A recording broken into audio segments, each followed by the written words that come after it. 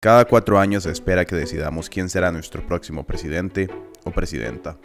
Algunos son caras conocidas, otros no tanto. Pero, ¿qué tanto los conocemos realmente?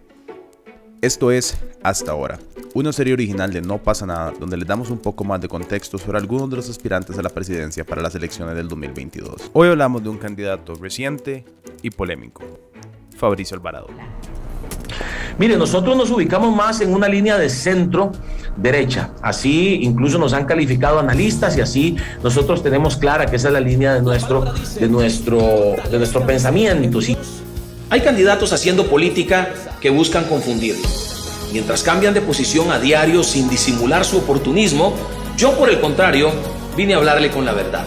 Nosotros tenemos equipos trabajando en la revisión de decretos y yo no me enfocaría solo en ese tema porque yo les apuesto lo que sea a que la respuesta que yo dé en ese tema va a ser la que se va a hacer viral en todos los medios de comunicación, la que se va a hacer viral en redes sociales y la que nos va a poner a pelear otra vez. Y lo que menos necesita el país es poner a pelear cualquier respuesta. Yo sé bien que no es contra la carne. Gerardo Fabricio Alvarado Muñoz nació el 30 de mayo de 1974 en el Hospital San Juan de Dios en la ciudad de San José.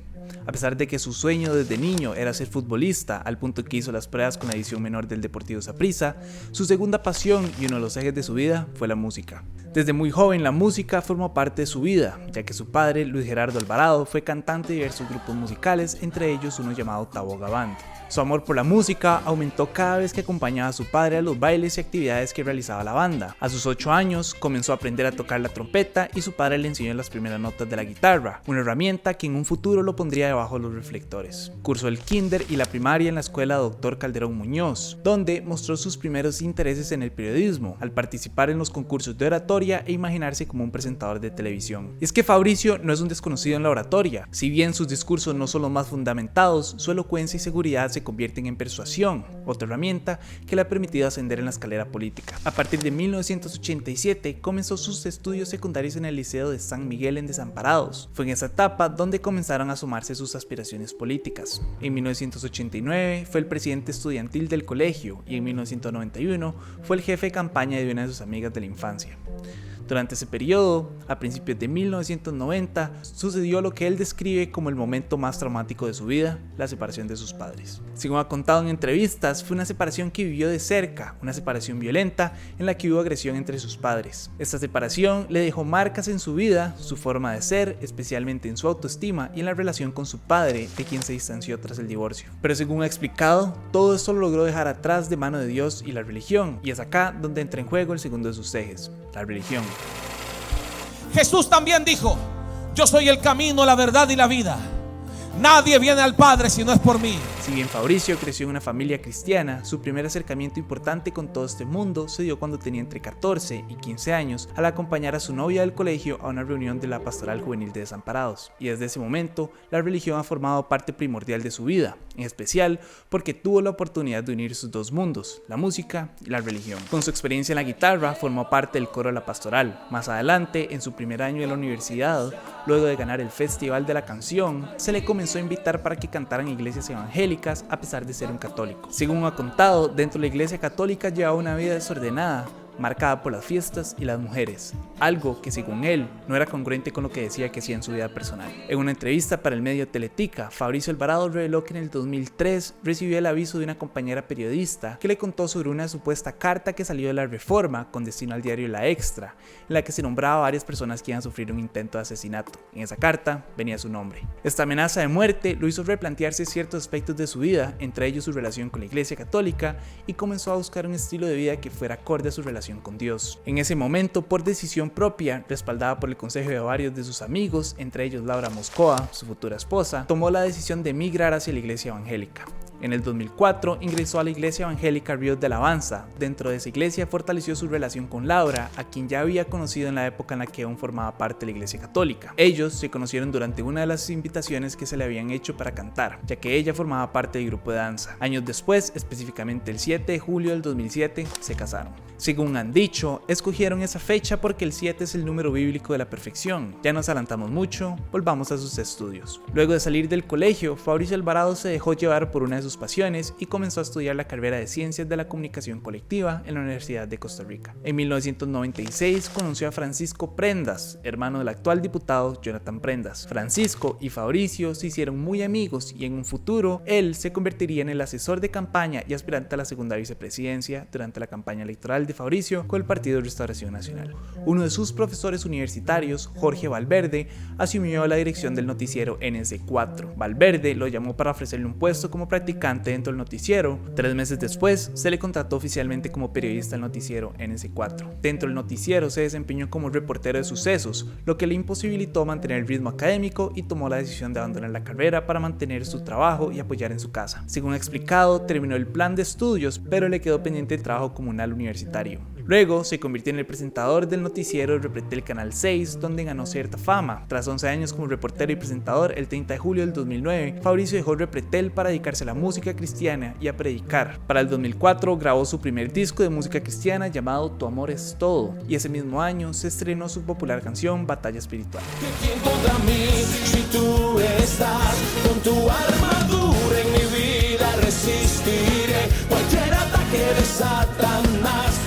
Entonces, tras su salida de Repretel, logró concentrarse en el aspecto musical de su vida. Además, comenzó una familia con Laura, teniendo su primera hija, Fabiana, el 9 de enero del 2010. No obstante, eso no quiere decir que su paso por la televisión había terminado. Durante esa época fue presentador de noticias en el programa Mundo Cristiano, producido por la cadena Christian Broadcasting Network, y justamente fue en esos trabajos donde tuvo su primer acercamiento serio con la política. El Partido Restauración Nacional se puso en contacto con él para que produjera videos promocionando el trabajo hecho por el partido. Luego, junto a Francisco Prendas, hizo trabajos freelance para la campaña presidencial del pastor y fundador del Partido Restauración Nacional, Carlos Avendaño. En una entrevista para la AFP, el sociólogo y teólogo Alberto Rojas aseguró que la carrera política de Fabricio nació del olfato de Carlos Avendaño, quien vio en Fabricio las aptitudes necesarias de un político. Para el 2014 se tomó la decisión de que Fabricio iba a ser la voz e imagen de la campaña presidencial de Carlos Avendaño por su experiencia en la comunicación y por ser una cara conocida por sus años en televisión.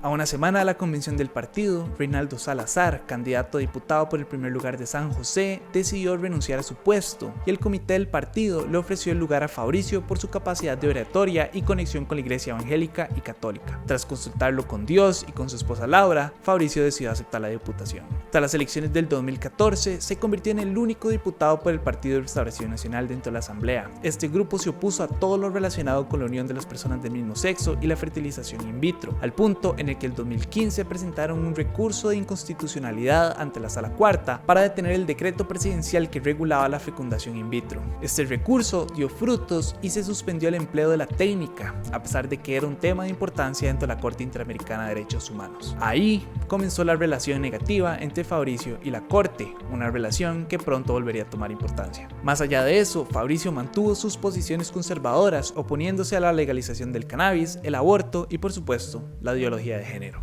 Incluso en su primer año como diputado impulsó la celebración del Día Nacional de la Biblia, una celebración establecida por ley desde el año 2000. Para celebrar el día, Fabricio le regaló a los demás diputados copias de la Biblia. En el 2016 volvió a hacer lo mismo, solo que esta vez envió las copias al personal de la Casa Presidencial, algo que generó descontento en diversos funcionarios del gobierno. En su periodo como diputado estuvo relacionado con 135 proyectos de ley, donde del total solo 29 proyectos fueron suyos. Los demás los presentó en conjunto con otros diputados. Más allá de eso, solo 2 de sus proyectos se convirtieron en ley. El primero, la Ley de Relaciones Impropias, entró en vigencia el 13 de enero del 2017. La segunda ley es la creación del sistema de alerta y el procedimiento para la coordinación y reacción inmediata entre las instituciones públicas y privadas ante la desaparición o sustracción de personas menores de edad. Además, apadrinó una propuesta presentada por Carlos Avendaño que pretendía crear la Ley para la Libertad Religiosa y de Culto. Para el 2017 se le nombró como candidato presidencial por el Partido Restauración Nacional y en febrero del 2018 renunció a su puesto como diputado para dedicarse de lleno a la candidatura presidencial. A inicios de la campaña electoral, según las encuestas, entre el 4 y el 5% de los costarricenses estaban dispuestos a votar por Fabricio, algo nunca antes visto en la campaña de un candidato evangélico. Incluso hubo un punto en que las encuestas lo ubicaban en el 5º lugar, arriba del partido oficialista, el Partido de Acción Ciudadana.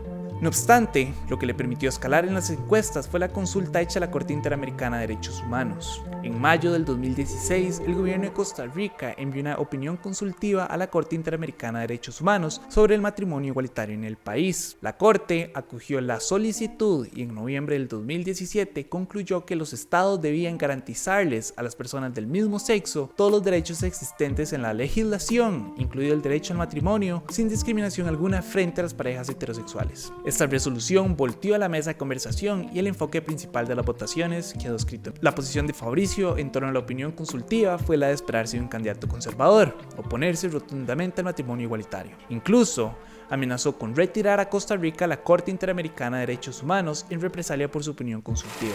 El momento definitivo para demostrar que Costa Rica es pro vida, es pro familia y está a favor del matrimonio entre hombre y mujer. Pero esta no fue la única polémica que se dio en torno a su campaña. Su partido recibió 168 denuncias ante el Tribunal Supremo de Elecciones de usar la religión con fines políticos. Además, el tribunal emitió una medida cautelar contra la Federación Alianza Evangélica Costarricense y la Conferencia Episcopal Costarricense, prohibiéndole a pastores y sacerdotes de influir en el voto de los creyentes. Como respuesta, los evangélicos dijeron que se les estaba imponiendo una mordaza a la libertad de expresión, libertad de culto y al principio de igualdad. Por otro lado, el Tribunal Supremo de Elecciones le remitió una denuncia al Ministerio Público sobre el financiamiento de la campaña electoral de Fabricio Alvarado. Según la denuncia, personas cercanas a la campaña electoral aseguraron que el colaborador Jonathan Picado llegaba a la sede de campaña con bolsas negras del BAC llenas de dinero en efectivo, específicamente en fajos de $1,000 que se usaban para pagar proveedores y empleados. Lo interesante del tema es que ese dinero no estaba constatado en los registros que exige la legislación electoral, entonces no se podía saber el origen del dinero.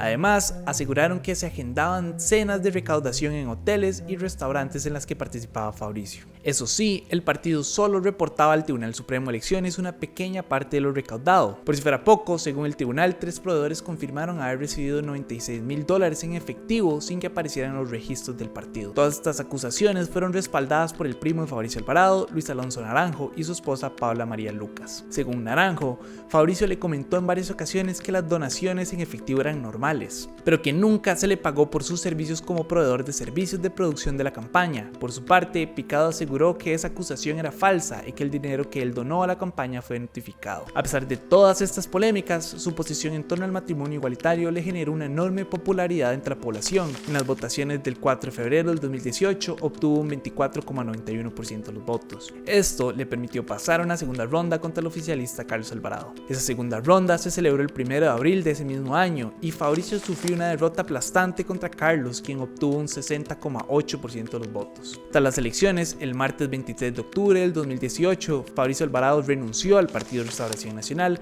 alegando que no podía estar en un partido donde no es bienvenido. Esta decisión, al parecer, la tomó luego de una serie de supuestos ataques de parte del comité ejecutivo del partido en contra de las personas que colaboraron en su campaña. Además, reveló que durante la campaña electoral nunca se le destinó dinero a su campaña presidencial. 3 días antes de su renuncia, el 20 de octubre, el partido Nueva República se inscribió ante el Tribunal Supremo de Elecciones con Francisco Prendas como presidente y con Fabricio Alvarado como secretario general y líder del partido. En los años previos a las elecciones presidenciales del 2022, Fabricio participó de la campaña política de las elecciones municipales 2020, visitando todos los cantones del país, a pesar de que Nueva República no participó de las elecciones. Esto obviamente fue una estrategia con miras a su candidatura presidencial con este partido. En marzo de este 2021, Fabricio anunció una doble postulación como candidato presidencial y como candidato a diputado en el primer lugar por la provincia de San José por el partido Nueva República.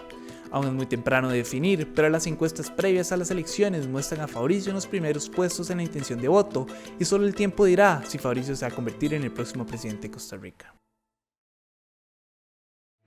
Gracias por haber visto hasta ahora, un programa original de No Pasa Nada donde revisamos el perfil histórico de los candidatos a la presidencia. Muy pronto vendrán otros perfiles con los candidatos que ya entrevistamos, la lista la pueden encontrar en la descripción o con estas fotos. Recuerden que No Pasa Nada es un medio 100% independiente y es solamente gracias a su apoyo que podemos hacer lo que hacemos. Por eso visiten patreon.com/nopasanadaoficial para poder apoyarnos. Si quieren tener más información sobre los candidatos o ver las entrevistas, pueden visitar www.apolitico.cr o ir a nuestra página de YouTube. Muchas gracias y esperen más contenido pronto.